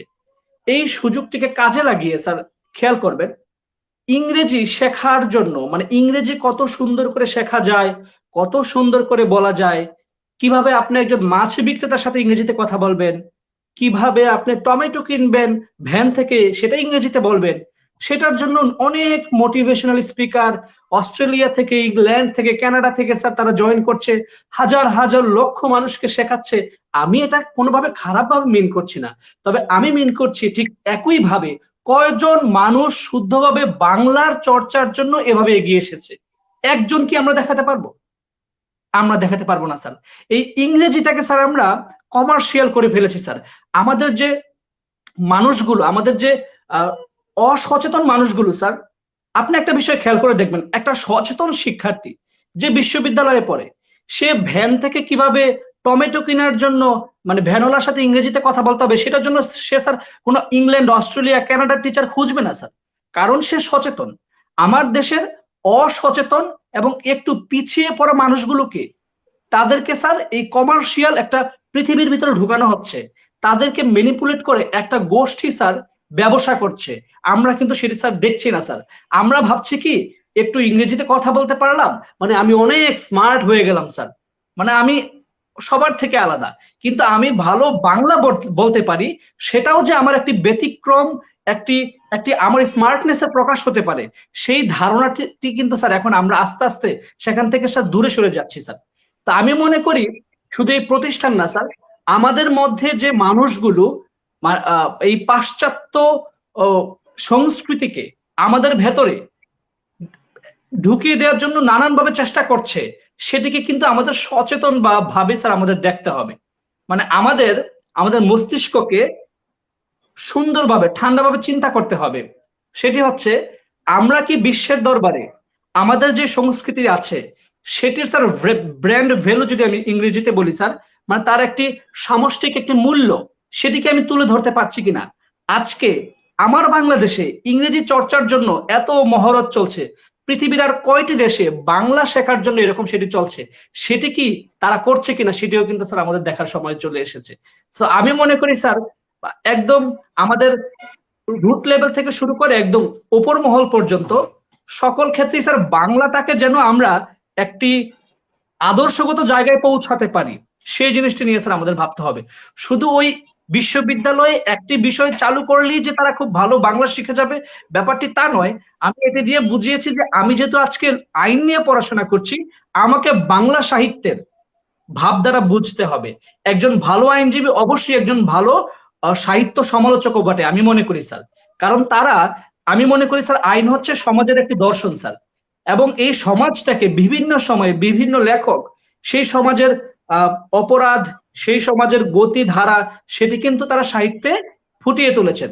তো আমি একজন আইনজীবী হই না কেন, আমি একজন ব্যবসায়ী হই না কেন, আমি যে শ্রেণী পেশারই মানুষ হয়ে থাকি, আমাকে কিন্তু ছুটে যেতে হবে সেই ইতিহাসের কাছে, সেই সাহিত্যের কাছে। সেজন্য স্যার আমি বলেছি বিশ্ববিদ্যালয়ে বাংলা একটি কোর্স রাখলে খুবই ভালো হয়, কিন্তু এর পাশাপাশি আমাদের সচেতন দৃষ্টিতে দেখতে হবে এই বাংলাকে ছাপিয়ে অন্য কোনো গোষ্ঠী, অন্য কোনো মানুষ আমার দেশের অসচেতন মানুষগুলোকে কোনোভাবে বোকা বানাচ্ছে কিনা। বাহ, না তুমি তো ভালো আইনজীবী হয়ে উঠেছ ইতিমধ্যে, সেটা বোঝাই যাচ্ছে। হ্যাঁ, তো তুমি আচ্ছা, তোমার কাছে পরে যাব। গার্গী, তুমিও আইনের ছাত্রী তাই না? জি স্যার। তো আইন তোমরা পড়াশোনা করছো আইন বিষয় নিয়ে, সেখানে আইনের অনেক ধরনের মারপ্যাচ সবকিছু তো তোমরা পড়ো ইংরেজিতে তাই না? হ্যাঁ স্যার, আমাদের যাই পড়ো না কেন, ইউনিভার্সিটি পড়তে হয়। সবই তো পড়ো তোমরা বাংলাদেশে। আমাদের এই উচ্চশিক্ষার ক্ষেত্রে এই জায়গাগুলোতে বাংলা ভাষার প্রয়োগটা তো আর নেই, এটা মাধ্যমটাই তাই। এবং তারপরে আইন আদালতে যখন বিচার কার্য যখন চলছে তাই না, তখন রায়গুলো হচ্ছে সব ইংরেজিতে। তারপরে এখন অবশ্য কিছু কিছু খুব অল্প কিছু রায় আমরা বাংলায় দেওয়ার চেষ্টা করছেন বিচারকেরা। তারপর গত কয়েকদিন আগেই সম্ভবত একটা সফটওয়্যারের উদ্বোধন করা হলো, আইনের রায়গুলো রায়গুলোর রায়গুলোর কপি হচ্ছে বাংলায় দ্রুত 3-4 মিনিটের মধ্যে বাংলায় অনুবাদ করার জন্য সেরকম একটা সফটওয়্যারও সম্ভবত কয়েকদিন আগে আমাদের দেশে আনা হলো, উদ্বোধন করা হলো, কিন্তু সেই সফটওয়্যার মোটেও ইতিবাচক কোনো ভূমিকা রাখবে বলে মনে করছেন না আমাদের বিশ্লেষকেরাই। কারণ ওগুলো ওই ইংরেজি টার্মগুলোর সরাসরি যদি বঙ্গানুবাদ করা হয় তাহলে অনেক ধরনের অনেক ক্ষেত্রেই মানেগুলো একেবারেই অন্যরকম হয়ে যাচ্ছে, যেটা কিনা পরিবেশ পরিস্থিতির সঙ্গে যায় না। যাই হোক, তোমার কাছে কি মনে হয় যে আমাদের এই রায়গুলোর ক্ষেত্রেই সাধারণ মানুষের বোধগম্য করে তোলার জন্য এগুলো কি বাংলায় হওয়া দরকার কিনা? আর ইতিমধ্যে আমাদের সম্মানিত উপাচার্য স্যার যোগ দিয়েছেন, শহীদ আক্তার হোসেন স্যার, তিনি সবাইকে শুভেচ্ছা জানিয়েছেন। তোমরা সবাই স্যারের শুভেচ্ছা গ্রহণ করো। দেখছেন, স্যার লিখেছেন দেখছেন। স্যার, আপনাকে অসংখ্য ধন্যবাদ। আপনি তো অবশ্যই আপনি দেখবেন, আমরা জানি আপনি আমাদের অনুপ্রেরণার সবচেয়ে বড় উৎস শিক্ষার্থীদের জন্য, আমাদের সবার জন্য, ইস্টার্ন ইউনিভার্সিটির সঙ্গে জড়িত যারা আছি। আপনি দেশের একজন স্বনামধন্য শিক্ষাবিদ হিসেবে আপনি সেই জায়গাটা তৈরি করে নিতে পেরেছেন, আমরা আপনার প্রতি কৃতজ্ঞ স্যার। আপনি দেখতে থাকুন। গার্গী, তোমার কাছে কি মনে হয় যে আইন বিষয় নিয়ে পড়াশোনা করতে করতেই বাংলাটার মধ্যে বাংলা ভাষাটাকে কতটুকু, বাংলা ভাষার অভাব বোধ করো কিনা? মানে এই বিষয়টা যদি একটু বাংলায় হতো, এটা যদি আরেকটু যদি হতো, এই ধরনের কোনো কিছু অভাব বোধ করো কিনা, এবং সেই অভাব থেকে উত্তরণের জন্য তোমার বিশেষ কোনো চিন্তা আছে? স্যার হয় কি, আমরা তো আমি বাংলা মিডিয়ামে ছিলাম, আমরা অনেকেই হচ্ছে আমরা যারা পড়ছি আমরা একটু থামাই তোমাকে। রাকিবুল হাসান লিখেছেন, স্যার আমার লেখা একটা কবিতা শেয়ার করতে চাই, পড়ে শোনাবেন, পড়ে শোনানোর জন্য। আচ্ছা ঠিক আছে, শেয়ার করো রাকিব। হ্যাঁ গার্গী শুরু করো। স্যার, যেটা বলছিলাম যে আমরা তো সবাই বাংলা মিডিয়ামের, বলতে গেলে আমাদের ব্যাচের অনেকেই, আমরা ম্যাক্সিমাম সবাই বাংলা মিডিয়ামের। তো এর সময় হয় কি যে আমাদের প্রথম দিকে একটু প্রবলেম হয়েছিল আইন বুঝতে, কারণ আমরা বাংলা মিডিয়াম থেকে হঠাৎ করে ইংলিশ একটা মিডিয়ামে চলে আসা। তো হয় কি, আইনের জিনিসটা যেটা হয় স্যার, অনেক শব্দের না বাংলা মানে সুষ্ঠু বাংলা থাকে না, আর সুষ্ঠু বাংলা থাকলেও সেটা অনেক কঠিন। যেমন আমি হচ্ছে আইনের বইগুলো কেনার সময় কোনো বাংলা অনুবাদ বই কিনিনি, কিন্তু আমার বাবা আইন বিষয়ের ছাত্র থাকার সুবাদে আমার বাসায় যে বইগুলো রয়েছে সবই হচ্ছে বাংলা বই। তো আমি যখনই হচ্ছে একটা ইংলিশ একটা টপিক পড়ার পর আমি যখনই বইটা খুলে দেখতাম, আমি অনেক কিছুই বুঝতাম না, কারণ স্যার বাংলা শব্দ মানে বাংলা শব্দের বিস্তার এত বেশি, এবং আসলে এটার মধ্যে মানে যত মানে আমরা আরো ভিতরে প্রবেশ করব তত মনে হয় যেন গভীর, কারণ বাংলা শব্দের শেষ নেই এবং বাংলা শব্দগুলো অনেক ভারী, অনেক অনেক শব্দের অর্থ আমরা জানি না। এবং আইন পড়তে গিয়ে এমন একটা অবস্থা হয়েছে, মাঝে আমাদের ক্লাসেরই একটা ঘটনা, আমাদের একটা সাবজেক্ট আছে টর্ট ল। তো এখন আমাদের ক্লাসের যে ক্লাস রিপ্রেজেন্টেটিভ, ও আবার শুদ্ধ বাংলায় সবসময় সবকিছু লেখে, যদি ইংলিশে লেখে সবকিছু শুদ্ধ ইংলিশে, বা বলার ক্ষেত্রে লেখার ক্ষেত্রেও সে শুদ্ধ বাংলা ব্যবহার করে। এটা হচ্ছে ওর নিজের নিয়ম। এখন ও হচ্ছে টর্ট আইনের বাংলা গুগল করে বের করেছে নির্যাতন আইন। তো স্যারের কাছে বললেন, তো স্যার বলছেন না, এটার আসলে নির্যাতন আইন না, টর্টের মানে হচ্ছে সিভিল রং। যখন কোনো সিভিল রং হয় সেটাকে টর্ট বলা হয়। তো সেক্ষেত্রে নির্যাতন আইন বা ভুল আইন এভাবে টর্টকে আমরা বিশ্লেষণ করতে পারি না। তো ছেলেটা 2-3 দিন 4 দিন ধরে ধরে হচ্ছে সে অনুবাদ খুঁজছে টর্টের বাংলা কি হবে। তারপর সে অনুবাদ খুঁজতে ব্যর্থ হয়ে গিয়ে সে হচ্ছে এখন থেকে টর্ট আইন মানে টর্ট লকে টর্ট আইন হিসেবেই লিখছে। তো সেক্ষেত্রে স্যার হয় কি যে সবগুলো শব্দের আমরা সুষ্ঠু বাংলা দিতে পারবো না, সেক্ষেত্রে হয়তো স্যার এই বিষয়টা 100%, এই যে স্যার আমার কথার মধ্যেও কিন্তু বাংলা চলে আসলো, আমি শতভাগ ইংরেজি চলে আসলো, আমি শতভাগ বাংলায় বলতে পারলাম না। তো শতভাগ স্যার শুদ্ধতা দিতে পারবে না হয়তো এই সফটওয়্যারটা, এটা আমার মতের ধারণা। ঠিক তাই। মোহাম্মদ মনিরুজ্জামান আকন স্যার আবারও লিখেছেন, আধুনিক বিশ্বায়নের যুগে ইংরেজি সহ আরো 2-1টি বিদেশি ভাষা শেখা যেমন জরুরি, তেমনি মাতৃভাষাটাকেও ভালোভাবে জানা খুব জরুরি। বস্তুত যে কোনো ভাষা শিক্ষার জন্য নিজের মায়ের ভাষাকে পুরোপুরিভাবে জানার কোনো বিকল্প নেই। পুরো পৃথিবী জুড়েই ভাষাবিদরা এখন ভাষা শিক্ষার শ্রেণীকক্ষে মাতৃভাষার প্রয়োগ নিয়ে কাজ করছেন এবং এর ভূমিকাকে এবং এর ভূমিকাকে অস্বীকার করার কোনো উপায় নেই।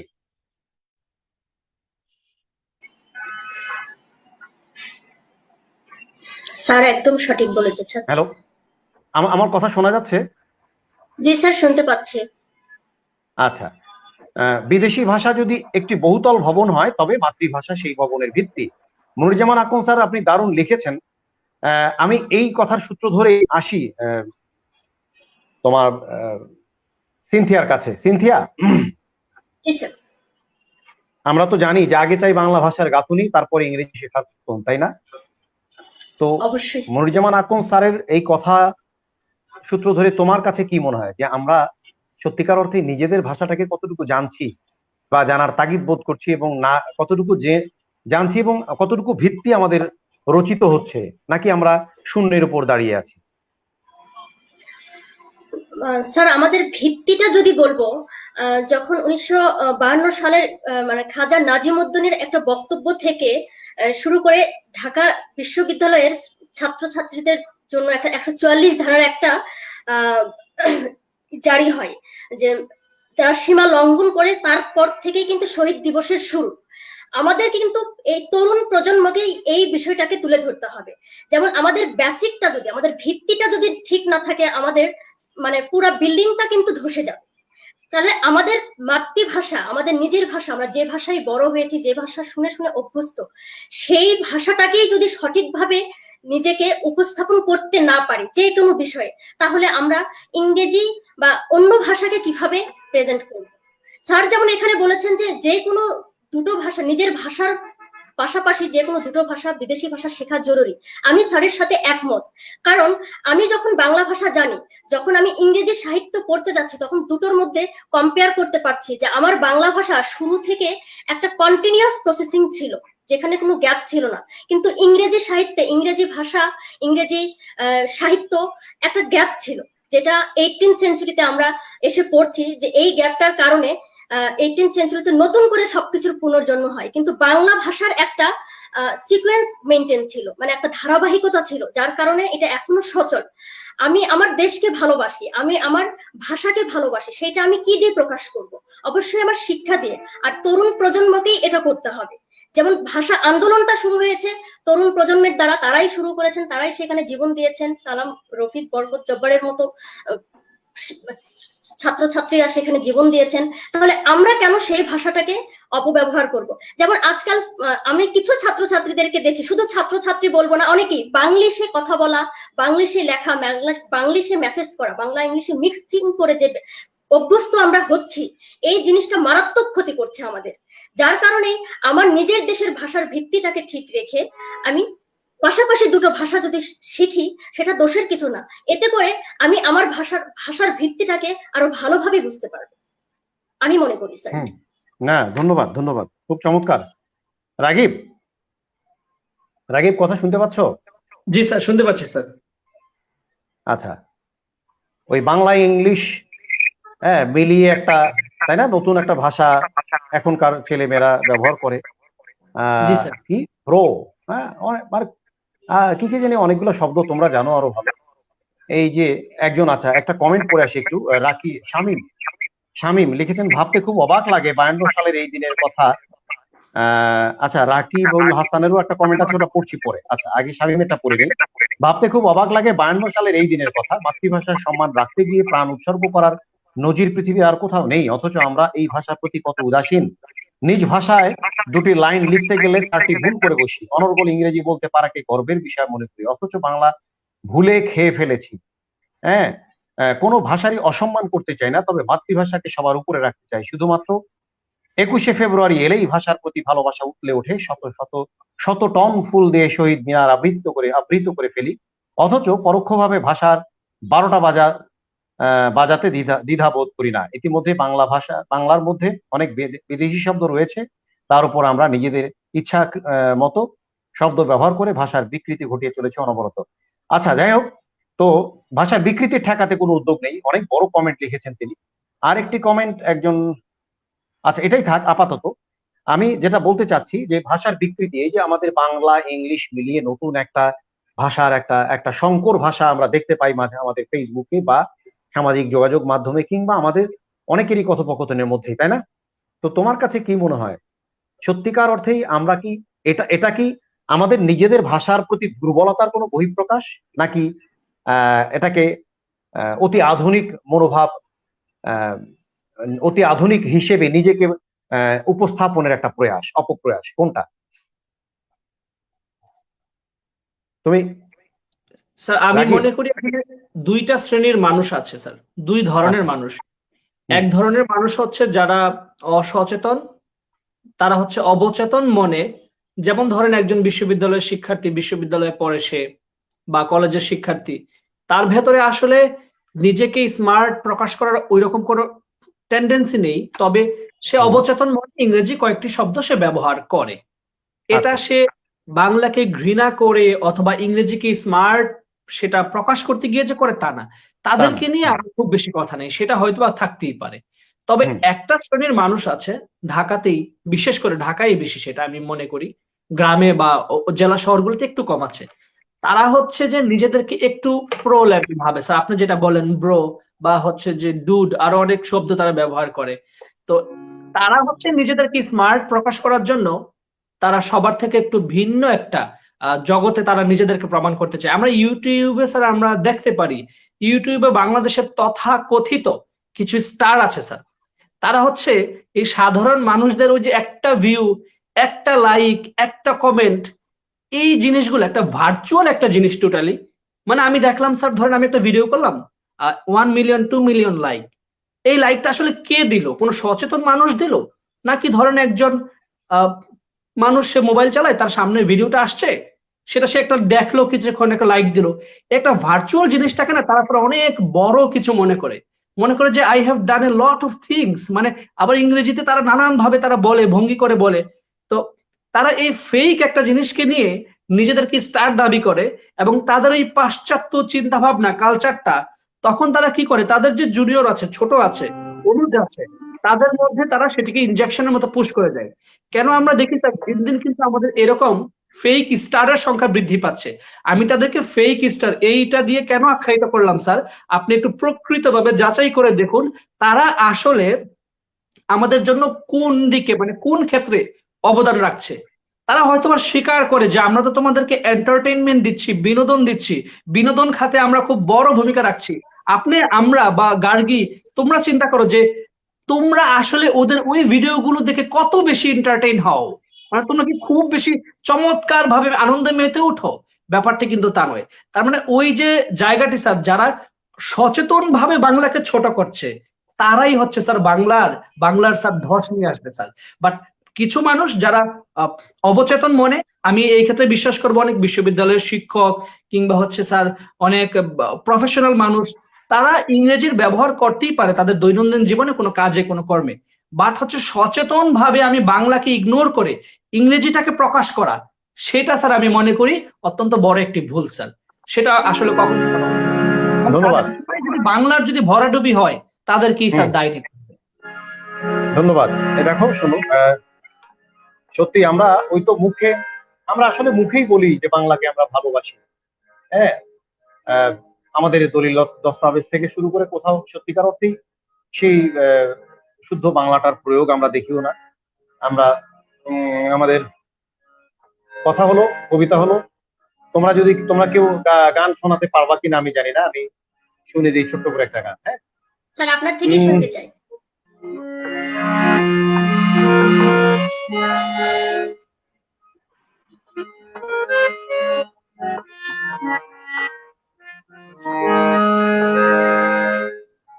আমার মাতৃভূমির মায়ের ভাষা বাংলা ভাষার দুর্গতি। সত্যি তো দুর্গতির মধ্যে আছি আমরা। আজকে আমার ফেসবুকে এই গানটাও, ভিডিওটা প্রকাশ করেছি। পড়ছে চোখে চারদিকে, আজ চলছে এক তেলেস মাতি। আমরা মুখে বলছি ভালোবাসি,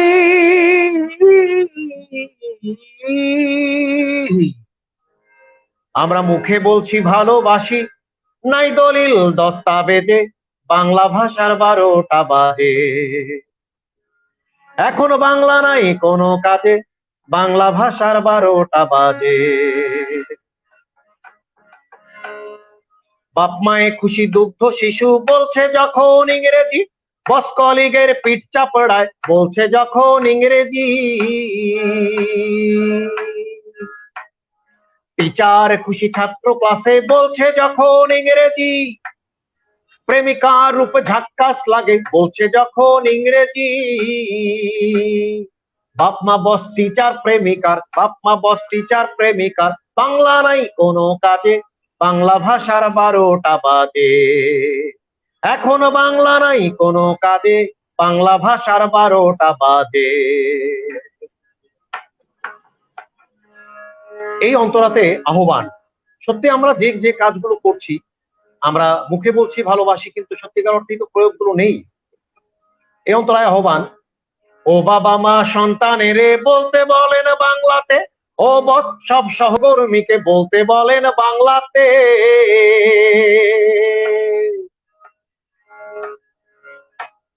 শিক্ষক ক্লাসে শিক্ষার্থীকে বলতে বলেন বাংলাতে, প্রেমিক প্রেমিকাকে বলতে বলেন বাংলাতে। বাপ মা বস টিচার প্রেমিকার, বাপ মা বস টিচার প্রেমিকার, বাংলা লাগুক সব কাজে, বাংলা তখন উঠিবে জেগে। বাংলা লাগুক সব কাজে, বাংলা তখন উঠিবে জেগে। বাংলা তখন উঠিবে জেগে। আমার কাছে তাই মনে হয়, মানে বাংলা ভাষার প্রয়োগটা যখন ঠিকঠাক মতো আমরা সবাই করতে পারবো, তাই না? চলনে বলনে, কথায় কাজে, লেখায়, লেখনীতে, নিজেদের লেখায়, সাহিত্যে, সব ক্ষেত্রে যখন আমরা সত্যিকার অর্থে বাংলা ভাষারই শব্দগুলোর যখন প্রয়োগ ঘটাতে পারবো, আমরা আমাদের সন্তানকে যাই শেখাই না কেন, অন্তত এতটুকু যদি বলতে পারি যে না, এটাই তোমার প্রাণের ভাষা, এটাই তোমার মায়ের মুখের ভাষা, তোমার বাবার মুখের ভাষা, এই ভাষাতেই থাকো, এই ভাষাটাকে রপ্ত করো, নিশ্চিত সেরকম একটা প্রজন্ম আমরা গড়ে তুলতে পারবো। গার্গী, তোমার কাছে কি মনে হয়? আপনার কাছে আমার একটা প্রশ্ন ছিল স্যার। হ্যাঁ, বলো।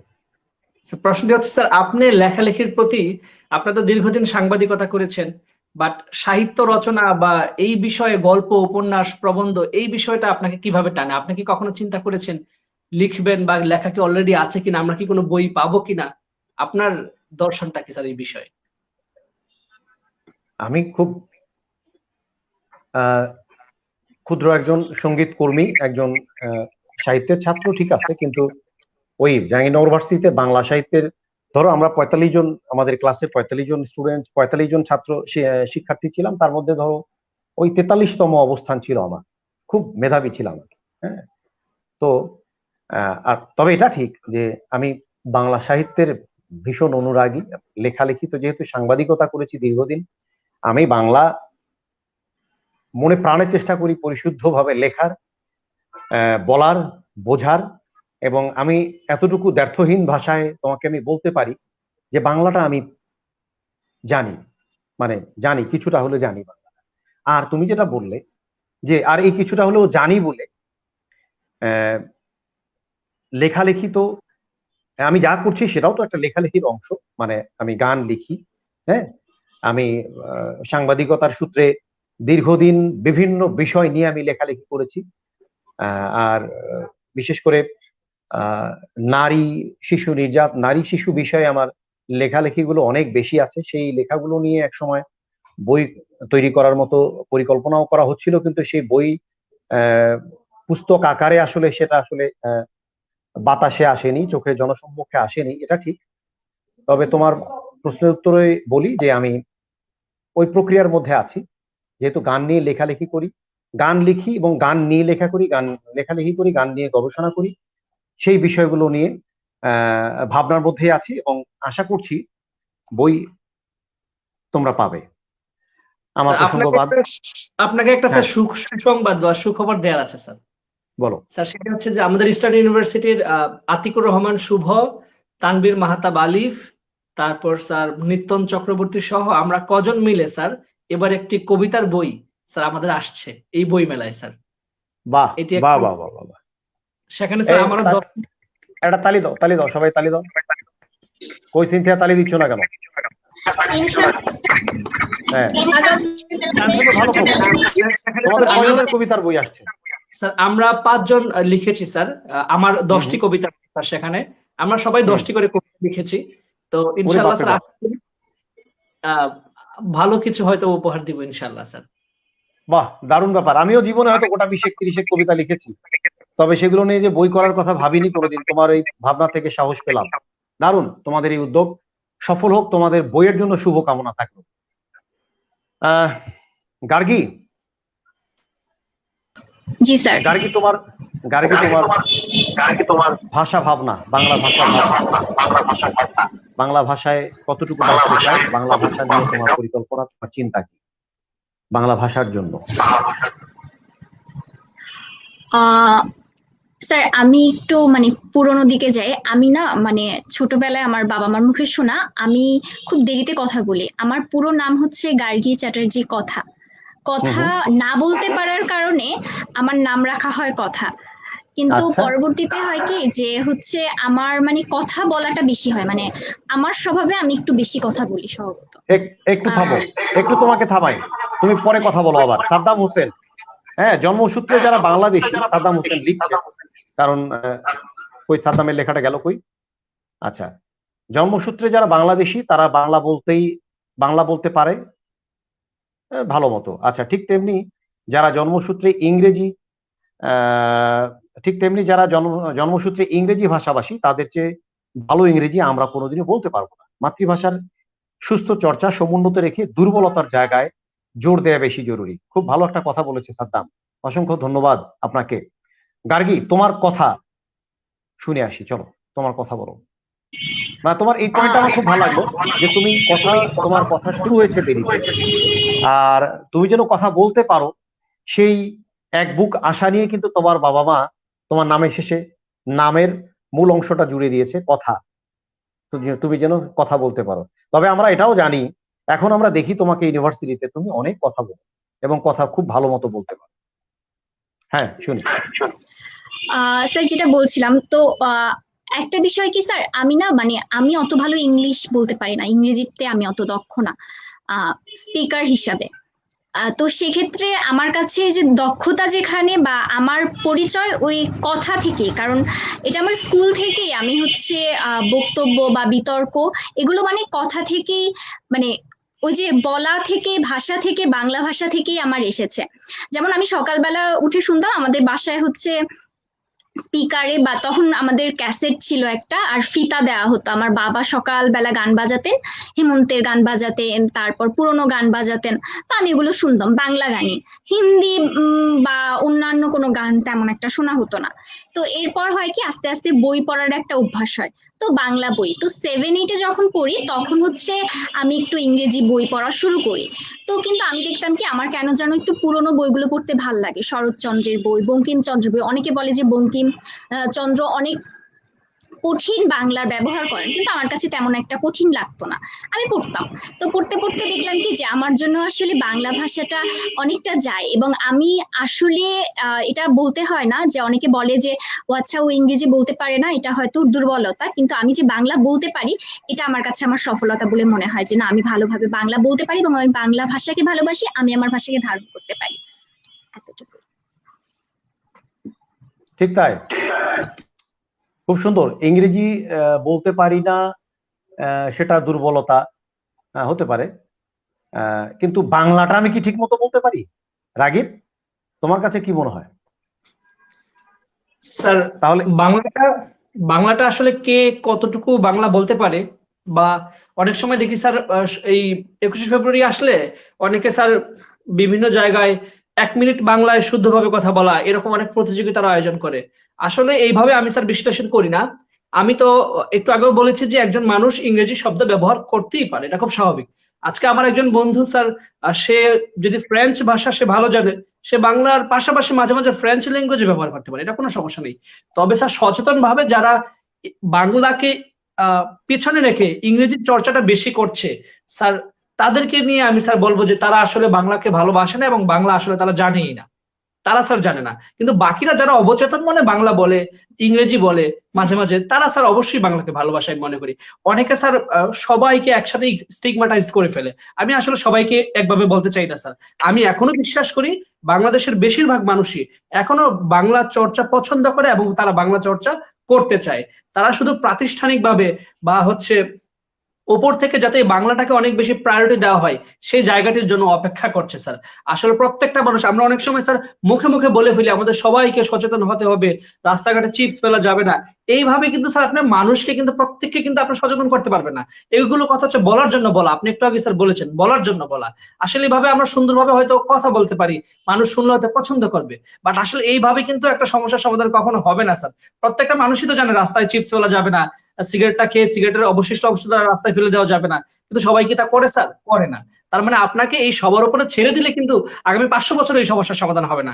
তার মানে উপর থেকে বড় বড় প্রতিষ্ঠানগুলো থেকে এমন পলিসি করতে হবে, ডেল্টা প্ল্যান করতে হবে, যাতে করে আগামী 50-100 বছর পর বাংলার অবস্থান এমন জায়গায় যায়, আমেরিকা, অস্ট্রেলিয়া, তারা যাতে তাদের দেশে বাংলাকে নিয়ে গবেষণা করে যে বাংলা ভাষার এত সৌন্দর্য, এত শব্দ ভান্ডার, এত উন্নয়ন কিভাবে হলো, সেটাকে আমরা মডেল হিসেবে নিই স্যার। বাহ বাহ বাহ বাহ, খুব সুন্দর। এই ব্যাপারটা নিয়ে আরেকটু কথা বলবো পরে। সিনথিয়া, তুমি তো ইংরেজি সাহিত্যের ছাত্রী, পড়াশোনা করছো, সেই সঙ্গে আবার সাংবাদিকতা করছো বাংলায়, তাই না? বাংলা অনলাইনে সাংবাদিকতা করছো তুমি। তোমার কাছে কি মনে হয় যে সাংবাদিকতার যে ভাষা, হ্যাঁ, আর আমাদের প্রচলিত যে বাংলা ভাষা, এটাও ঠিক যে আমাদের দেশে এখন এমন একটা অবস্থা, আমি আমার সাংবাদিকতার অভিজ্ঞতা থেকেই যদি বলি যে বাংলাদেশের আমাদের বাংলা একাডেমি আছে, একটা প্রতিষ্ঠান, বাংলা ভাষার বলবো যে নিয়ন্ত্রণকারী সংস্থা। সেখান থেকে অভিধানগুলো প্রণীত হয়, সেখান থেকে দারুণ দারুণ সব বই প্রকাশিত হয়, বাংলা ভাষা নিয়ে অনেক ধরনের গবেষণা চলে, সব ঠিক আছে। কিন্তু শুধু কিন্তু আবার পাশাপাশি দেখি আমরা যে বাংলাদেশের যতগুলো গণমাধ্যম, প্রতিটি গণমাধ্যমেরই মানে বেশিরভাগ ক্ষেত্রেই প্রথম সারির যে সমস্ত গণমাধ্যম আছে, সমস্ত গণমাধ্যমের আলাদা আলাদা নিজস্ব একটা করে ভাষা রীতি আছে, মানে বানান রীতি আছে। তো বানান রীতি প্রত্যেকে যদি প্রণয়ন করতে থাকে, আমি একটা বানান রীতি আমার মতো করে, আমি কিভাবে কথা বলবো আমার মতো করে একটা বানান রীতি বানালাম, অমুক রাগিব একটা বানালো, তুমি একটা বানালা, গার্গী একটা বানালো, প্রত্যেকে প্রত্যেকের মতো করে ভাষার বানান রীতি আমরা তৈরি করে ফেললাম, তাহলে কি সেটা হলো? সেটা হলো না, সেটা তো আর সার্বজনীন কিছু হলো না। তার মানে আমাদের সার্বজনীন কিছু করা দরকার, অথচ আমাদের গণমাধ্যমগুলো কিন্তু প্রত্যেকের মতো করে বানান রীতি তৈরি করে রেখেছে। এই বানান রীতি গুলো কিন্তু আমাদের বাংলা ভাষাটাকে বিভাজিত করছে, বাংলা ভাষার বাংলার শব্দ, বাংলা বানানকে কিন্তু, বাংলা বানান নিয়ে কিন্তু দ্বিধার মধ্যে ফেলে দিচ্ছে এ প্রজন্মকে, মানুষকে, তাই না? তোমার কাছে কি মনে হয়? তুমিও তো এই ধরনের দ্বিধার মধ্যে, দ্বন্দ্বের মধ্যে পড়ে যাও। হয়তো তুমি ক্লাস 5-6-এ একটা বানান একভাবে পড়ে এসছো, এখন এসে দেখছো অন্যরকম বানান। তোমার কাছে কি মনে হয় যে এই ব্যাপারগুলো কি চলতে থাকলে কতটা আমাদের ভাষার কতটুকু উন্নয়ন সম্ভব এর মধ্য দিয়ে, নাকি আমরা পিছিয়ে যাব? স্যার, আমি যেটা বলবো, আমি আমার অভিজ্ঞতা থেকে বলবো যে আমি যেটা পড়ে এসেছি, আমি এই গণমাধ্যমের লেখার সঙ্গে বেশিরভাগই মিল পাচ্ছি না, এবং মানুষ যা বলে তার থেকে কিছুটা হলেও ডিফারেন্ট। কিন্তু আমি তো একজন ব্যক্তি হয়ে আর একজন ব্যক্তিকে বলতে পারি না এটা ভুল। বাট আমি যখন লিখছি, আমার প্রতিষ্ঠান এবং ওই জায়গার যিনি সম্পাদক তিনি কিন্তু বলছেন যে এটা এইভাবে হবে।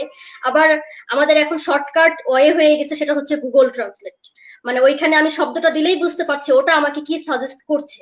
তাহলে এরকম এক একজন এক এক ভাবে যদি শব্দ রীতিগুলো তৈরি করে দেয়, তাহলে আসলে জগা খিচুড়ি হয়ে যাবে এবং হয়ে যাচ্ছে। আমি বিভিন্ন গণমাধ্যমের আর্টিকেলের সঙ্গে, মানে একটা নিউজের সঙ্গে আরেকটা নিউজের মিল পাই না। এই বানানটা সে একভাবে লিখছে, বাক্য আমি বিভিন্ন ভাবে সাজাতে পারি, আমি আমার মনের মতো করে সাজাতে পারি, কিন্তু আমি একটা বানানকে বিকৃতি করতে পারি না, এই রাইট আমার নাই। এটা আমার মাতৃভাষা যেভাবে শুরু থেকে আসছে আমাকে সেইভাবেই করতে হবে, কিন্তু আমরা সেই রুলস মানছি না, এটা একটা পয়েন্ট। আর সেকেন্ড অপশন, মানে পাঠকদের মতো করে আমাকে লিখতে হবে। লেখার একটা ভাষা আলাদা, কিন্তু আমি যা বানান লিখছি সেটাই কিন্তু পাঠক দেখছে, আমি যা বলছি সেটা কিন্তু পাঠক শুনছে না। আমি যেটা লিখবো, তাহলে যিনি লিখবেন এখানে কিন্তু গুরুত্বপূর্ণ একটা মানে গুরুত্বপূর্ণ একটা ভূমিকা পালন করছেন। যে আমি আমার পাঠককে যদি আমার একটা লেখা যদি 300 জন মানুষ পড়ে, সেইখানে আমি একটা ভুল বানান দিয়ে হেডলাইন করে দিচ্ছি, মানুষ কিন্তু ওটাই মস্তিষ্কে ঢুকবে, কেউ কিন্তু বলবে না। যে জানে সে জানবে। এবং এটা নিয়ে অনেক কনফিউজিং হয়, আমি নিজেও কনফিউশনে থাকি যে আসলে এটা হবে না ওটা হবে। আপনি স্যার একটু আগে বললেন যে বাংলা ভাষার অভিধানিক শব্দার্থ নিয়ে অনেক বই আছে, আমি নিজেও একটা দেখেছি। দুর্ভাগ্যের বিষয় আমি ওর 38 পেজ পর্যন্ত পড়েছি। পড়ার পরে যেটা মনে হচ্ছে যে আমরা এতদিন 12 বছরের একটা শিক্ষা জীবন শেষ করে আসছি, এখন কর্পোরেট লাইফে চলে যাচ্ছি, আমরা কি শিখছি? সত্যি কি আমরা এর সঠিক রীতিটা জানি? আমরা যেভাবে পাচ্ছি, যেভাবে চাচ্ছে, আমার মন মতো করে মন গড়া জিনিস দিয়ে আমি সেটাকে প্রকাশ করছি। একটা লেখা আর বলার মধ্যে কিন্তু দুটো ডিফারেন্ট আছে। লেখা হচ্ছে একটা এভিডেন্স, আমি কি বলছি সেটা সবসময় এভিডেন্স রাখা সম্ভব হয় না, কিন্তু আমার লেখাটাকে একটা এভিডেন্স হিসেবে থাকছে। সেখানে যদি আমি আমার বাংলা ভাষাটাকে বিকৃত করে প্রেজেন্ট করি, সেটা কিন্তু খুবই দুঃখজনক বিষয়। এবং এই বিষয়ে সচেতন হতে হবে। সচেতন আসলে কে হবে? কেউ আমাদেরকে সচেতন করাবে না। অবশ্যই একটা, যদি বলি আমি আমার ভাষায় যদি বলি যে মাইনের উপর কোনো ওষুধ নাই বা জরিমানার উপর কোনো ওষুধ নাই, যে কোনো বিষয়কে যদি আমরা জোর করে করাই, এটা হবে জোর করে করানো। তাহলে আমাদেরকে সচেতন হতে হবে। প্রথম জায়গাটা হচ্ছে তরুণ সমাজ, যারা আমরা কাজ করছি, যারা আমরা সেই ভাইটাল পদগুলোতে আছি, সেই জায়গা থেকে আমাদেরকে কারেকশন হয়ে আসতে হবে, আদারওয়াইজ সম্ভব না। এবং এভাবে যদি চলতেই থাকে, বাংলা ভাষার শব্দরীতি ধীরে ধীরে বিকৃতি থেকে বিকৃতির দিকে চলে যাবে স্যার। ধন্যবাদ। আমরা শেষ পর্যায়ে চলে এসেছি। রাগিব, আমরা এবার 3 জনের কাছ থেকে 3 মিনিট কথা শুনবো। রাগিব, সর্বশেষ তোমার অভিব্যক্তি। আমরা কবিতায়, গানে, কথা, কবিতা ও গানে 21শে উদযাপন, তাই না? 21শে ফেব্রুয়ারি, মহান একুশে আমাদের কবিতা, গানে, কথায় নানান ভাবে উঠে এসেছে আমাদের এই 1 ঘন্টা সীমিত এই আলোচনার মধ্যে। আমরা কেউই এখানে সেই পর্যায়ের মানুষ নই, আলোচক নই সেই পর্যায়ের, যারা কিনা আমাদের এক আলোচনার মধ্য দিয়ে হয়তো অনেক বিপ্লব সাধিত হবে, মোটেই তা নয়। আমাদের এই আলোচনা অন্তত একটা দিক আছে, একটা ইতিবাচক দিক আছে, যেটা যে আমরা পরিশুদ্ধ বাংলা চর্চার প্রতি আমরা তাগিদ দিচ্ছি। আমরা অনুভব করছি যে আমাদের এটা হওয়া দরকার। আমাদের এটা না হলে আমরা পিছিয়ে যাব, আমাদের এটা না হলে আমরা অন্ধকারের দিকে যাব, কিংবা আমাদের ভাষা সুরক্ষার আন্দোলনে আমরা হয়তো শরিক হতে পারবো না। তখন আমাদের ভাষাই হয়তো আমাদের কাল হয়ে দাঁড়াবে, তাই না? তো যাই হোক, তোমার কাছে কি মনে হয় রাগিব, এই জন্য আমাদের সমস্ত ধরনের গ্লানি বা ভাষা চর্চার যে ক্ষতিকর দিকগুলো এবং যে ধরনের আমাদের অপচর্চা চলছে, সেই অপচর্চাগুলো থেকে বেরিয়ে এসে বাংলা ভাষাকে একটি সমৃদ্ধ অবস্থানে নেয়ার জন্য তোমার কাছে বিশেষ কোনো পরামর্শ আছে কিনা? স্যার, আমি অনেক ছোট একজন মানুষ, ক্ষুদ্র মানুষ, আমার তো ওইরকম বড় কোনো পরামর্শ নেই। তবে আমার যেটি মনে হয় স্যার, সেটি হচ্ছে আমাদের চর্চাটা বাড়াতে হবে। এবং আমরা নিজেদের জায়গা থেকে যেমনই লিখি না কেন, বাংলায়, শুদ্ধ বাংলায় লেখার চেষ্টা করতে হবে।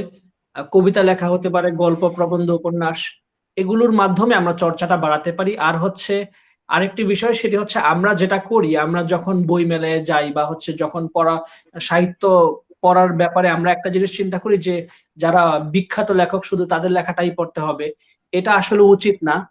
তরুণ যারা লেখক, যারা গল্প লিখছে, উপন্যাস লিখছে, তাদেরকেও আমাদের মূল্যায়ন করতে হবে, তাদের বই পড়া, নতুন নতুন লেখকদের উপন্যাস পড়া। তখন কি হবে, এই নতুন লেখকরা অনেক বেশি প্রভাবিত হবে, তারা অনেক খুশি হবে যে হ্যাঁ, মানুষ তো আমার এটাকে কিনছে, পছন্দ করছে কি করছে না সেটা তো তারা পড়ার পর তারা বলবে। বাট আগে হচ্ছে তাদেরকে আমাদের মোটিভেট করতে হবে। তো সেক্ষেত্রে নতুন লেখকরা যদি আমাদের এই পাইপলাইনে চলে আসে, তখন কিন্তু আমাদের পরবর্তী প্রজন্ম, তারা কিন্তু আবার লেখক হওয়ার স্বপ্ন দেখবে। আমরা কিন্তু যখন খুব কম মানুষ পেয়েছি যাদের বাবা মা বলে যে তুমি লেখক হও, তুমি বরং লেখক হও, সেটা কিন্তু স্যার আমরা, তো তখন বাবা মা বলে ঠিক আছে তুমি তখন লেখালেখি করো। আমি স্যার এতটুকুই বলবো। আর স্যার আমি একটি কবিতা আবৃত্তি করবো স্যার। কবিতাটি হচ্ছে ভাষা সম্পর্কিত কোনো কবিতা না, সরাসরি বলা যায় একটা রোমান্টিক কবিতা, কিন্তু এটি বাংলা ভাষায় রচিত, আমার একটি প্রিয় কবিতা। এবং আমি মনে করি যাদের মনে প্রেম আছে, যাদের মনে ভালোবাসা আছে, তারা বাংলা ভাষায়, শুদ্ধ ভাষায় সেটির প্রসার করুক। তারা হচ্ছে মানুষের মাঝে ভালোবাসা ছড়িয়ে দেখ, যেভাবে জীবনানন্দ দাশ ছড়িয়ে দিয়েছেন স্যার। আমি ঠিক এখন তাই। যে কবিতাটি আবৃত্তি করব সেটি হচ্ছে স্যার জীবনানন্দ দাশের বনলতা সেন কবিতা। স্যার বাহ, শুরু করব? অবশ্যই। ওকে, সবার কাছে ক্ষমা চেয়ে নিচ্ছি, কোনো ভুল হলে আমাকে ক্ষমা করবেন। অবশ্যই হাজার ক্ষমা করা হবে। বছর ঘুরে আমি পথ হাঁটিতেছি পৃথিবীর পথে, সিংহল সমুদ্র থেকে নিশীথের অন্ধকার মালয় সাগরে। অনেক ঘুরেছি আমি বিম্বিসার অশোকের ধূসর জগতে। আমি সেখানে ছিলাম আরো দূরে অন্ধকারে বিদর্ভ নগরে। আমি ক্লান্ত প্রাণ এক, চারদিকে জীবনের সমুদ্র সফেন। আমারে দুদণ্ড শান্তি দিয়েছিল নাটোরের বনলতা সেন। চুল তার কবেকার অন্ধকার বিদিশার নিশা, মুখ তার সাবস্ত্রীর কারুকার্য। অতি দূর সমুদ্রের পর হাল ভেঙে যে নাবিক হারাইয়াছে দিশা। সবুজ ঘাসের দেশে সে চোখে দেখে দারুচিনি দ্বীপের ভেতর। তেমনি দেখেছি তারে অন্ধকারে, বলেছে সে এতদিন কোথায় ছিলেন। পাখির নীড়ের মতো চোখ তুলে নাটোরের বনলতা সেন। সমস্ত দিনের শেষে শিশিরের শব্দের মতন সন্ধ্যা আসে, ডানার রৌদ্রের গন্ধ মুছে ফেলে চিল। পৃথিবীর সব রং নিভে গেলে পাণ্ডুলিপি করে আয়োজন, তখন গল্পের তরে জোনাকিরা রঙে ঝিলমিল। সব পাখি ঘরে আসে, সব নদী ফুরায় জীবনের লেনদেন। থাকে শুধু অন্ধকার, মুখোমুখি বসিবার বনলতা সেন। সবাইকে অসংখ্য ধন্যবাদ।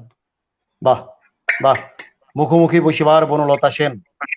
এবার গার্গী, বলো তোমার বনলতা সেন সম্পর্কে প্রতিক্রিয়া বলো। এবং রাগিব রাগিব কিন্তু বলে গেছে নতুন লেখকদেরকে মূল্যায়ন করার কথা বলে গেছে, তাই না? তার মানে ও কিন্তু পরোক্ষভাবে বলে গেছে ওর কবিতার বই কেনার কথা। মাথায় রাখবা তোমরা, ওর নতুন কবিতার বই আসছে, সেই বই কিনবা, অবশ্যই সেই বই কিনবা, বন্ধুদেরকে বলবা কিনতে। আর বাংলা ভাষা নিয়ে গার্গী, তোমার মমত্ববোধ, তোমার ভালোবাসা একটু জানতে চাই। আবার যদি পারো সেটা কবিতার মধ্য দিয়ে হতে পারে অথবা কথায় হতে পারে। সর্বশেষ ধন্যবাদ স্যার। স্যার হচ্ছে রাঘিব ভাইয়ের কথা সবসময় মানে স্টার্নে এই যে 2 বছর পেরিয়ে 3 বছর হতে আসছে, আমি স্টার্নে ভর্তির আগে থেকে রাঘিব ভাইয়ের কথা বলার বা ওনার যে কবিতার আমি মানে ফ্যান।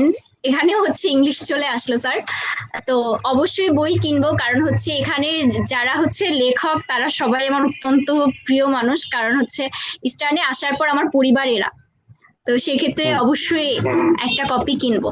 আর স্যার ভাষার ক্ষেত্রে যে জিনিসটা বলতে চাচ্ছি স্যার, যে আমাদের আপু বলে গেলেন, ভাইয়াও বলে গেলেন, আমাদের যে ভাষার যে বিকৃতিটা, যেমন আমরা লিখতে গেলে আগে আছে কথাটাকে লিখতাম স্বরে আ ছয় একার, এখন আমরা সেটাকে লিখি স্বরে আ ছয় একার।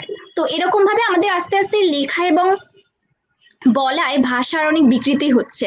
তো সেটা স্যার আসলে ভাইয়া বললেন যে লেখার মাধ্যমে প্রসার হবে, তেমনি লেখার থেকে পড়া, আমরা যত আমাদের সাহিত্য পড়বো তত আরো বেশি প্রসার হবে।